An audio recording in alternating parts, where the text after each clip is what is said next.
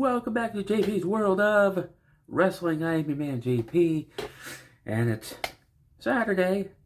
And again, it's one of those wonderful Saturdays where I get to sleep in and we've got nothing specific planned. My wife is out doing wife fun things, and so I am on here and I'm going to do a video for you.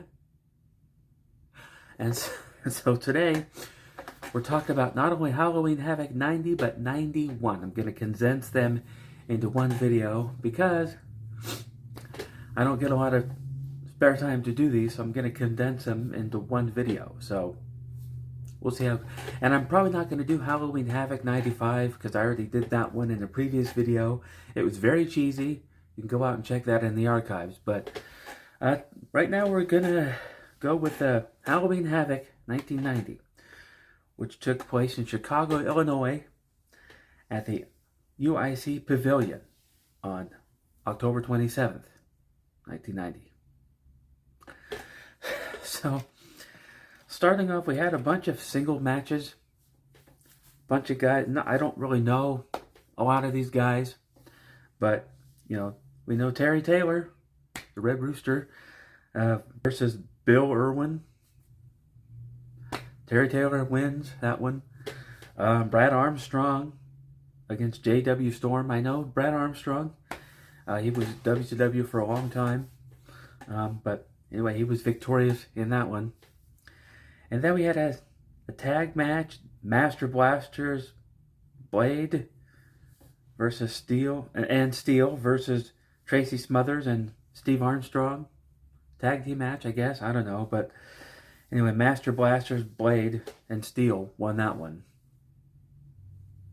I don't know. But then, we have a classic matchup. The Junkyard Dog, JYD, versus Mad Dog, or Moondog, rather. Moondog Rex. And so the JYD, good old JYD, was victorious over Moondog Rex. You ain't taking down the dog. So anyway. So then we had a tag team match. Ricky Morton and Tommy Wildfire Rich. It was, I think, supposed to be the Rock and Roll Express. But Robert Gibson got injured. Tommy Rich stepped in. And their opponents were the Midnight Express with Jim Cornette. And this was like kind of a classic WCW match. Because the Rock and Roll Express and the Midnight Express were both very prominent tag teams in WCW for a long time. And Jim Cornette, a prominent WCW manager in WCW for a long time. And for a while, he also was in the WWF during the Attitude Era. And I like Jim, especially when it comes to wrestling. I typically agree with him 100%. So, this match was fun. But Ricky Morton and Tommy Rich able to defeat the Midnight Express. Hooray for that. Okay. And then we had another tag team match. It was the Renegade Warriors versus the Fabulous Freebirds. And I know the Fabulous Freebirds. I didn't really remember the Renegade Warriors too much. But like I said, I have more memories with WWF than WCW. Not to say that WCW was bad in any way, but I just have more memories with WWF. But these were fun to watch. So yeah, Fabulous Freebirds win the tag team match of that match. Anyway, so then we have a NWA US tag. Now back then, interesting about WCW is they had a United States tag titles and they had the World Tag Team titles. They were two separate titles. So this was for the United States tag titles. And it was the Steiner Brothers versus the Nasty Boys. And the Steiner Brothers retained their tag team titles. Yes, they certainly did. And then we had the World Tag Team titles. Ooh. I don't know. Anyway, but it was Doom with Teddy Long as their manager.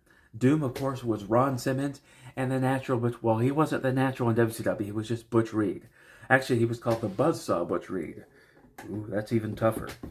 So it was Doom versus Ric Flair and Arn Anderson. And that match was long, and in the end it was a double countout. So it was just a big waste of time. That's just kind of how I see it. You know, you invest the time and energy to watch a match, expecting somebody to come out on top, and then neither team comes out on top. I don't know. So then we had the U.S. title. It was the champion Lex Luger versus the challenger Stan the Lariat Hansen. Now, for some of you who don't know who Stan Hansen was, he was the guy in No Holds Barred that was the Tiny Wainer guy. And so he was that nasty, crusty guy that was always hanging out in that terrible bathroom. Then he came out of the bathroom in one scene with toilet paper stuck out of the back of his pants. Anyway, it was... But apparently he was really big in Japan and in WCW. And in this match, he actually defeated Lex Luger with a lariat, or a clothesline, to win the United States Championship. Okay, and then we had the NWA World Championship. And so obviously this is back before it was officially WCW. It was still the National Wrestling Alliance, but it was right before Ted Turner would buy it and turn it into World Championship Wrestling. So it was Sting, the champion, versus Sid Vicious. It was a pretty good match, but in the end, Sting reigned supreme and retained that NWA World title, and he did it with a roll-up. Yep. So anyway, that was Halloween Havoc 1990. Now, I said before in 89, there wasn't a lot of Halloween theming around, except on the interview wall, they had like spider webs and skulls and stuff. Now on this one, they went a little bit more with the Halloween theming. The ring had black and orange ropes, and the turnbuckles were black and orange. So that's something. And I think the ring mat was black. So, I don't know. But, yeah. And this was the original Halloween Havoc logo, where it was kind of like, looked like it was kind of written in blood or something. But it was orange, and it was Halloween Havoc. But on the next one, in 1991, it was the Halloween Havoc logo that we all know and love to this day. So, this one took place in Chattanooga, Tennessee, in some venue. I don't know. It wasn't really specific in the source that I looked it up on. I watched this one, but I didn't really pay attention to where it was or anything like that. So, but I wrote it down as it happened. So, they had this really cheesy match at the beginning. It was just kind of, they built this thing up, and it was the first match, but it was the Chamber of Horror match. It was like a cage match. It's like this weird cage match where there was a cage, and then there was a smaller cage on top, and then a smaller cage on top of that. The idea was they lowered down an electric chair. The idea was to put your opponent in the electric chair and throw the switch and electrocute your opponent. So anyway, Chamber of Horror match.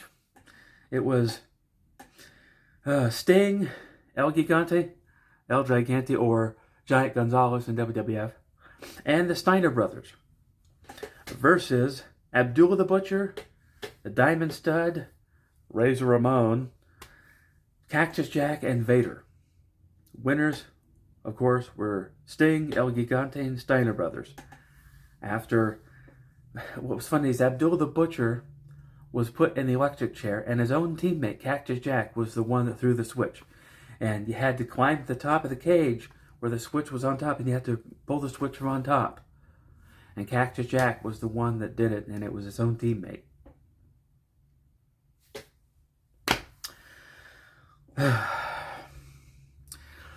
Yeah, I think this was during a time when WCW was really trying to compete with the WWF, so they came up with all this cheesy crap because they thought that that's...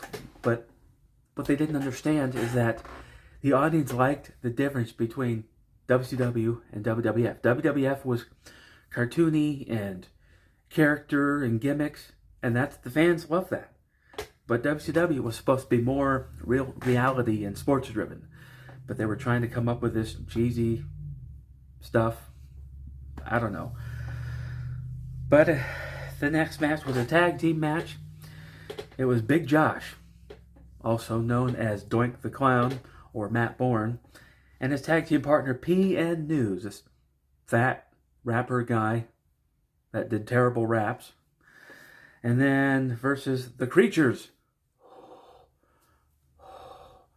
Well, it was Halloween, so they had that some sort of Halloween-y type thing.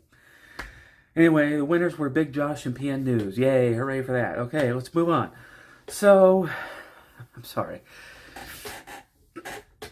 But then we had Bobby Eaton versus Terry Taylor, or Terrence Taylor, because he was now a heel, and now he was supposed to be some computer tech guy with a suit and one of those brick cell phones. And he had a manager, so now he's Terrence Taylor, and he darkened his hair and slicked it back, and he wore like black trunks and stuff, and but it's just Terrence, it's just the Red Rooster.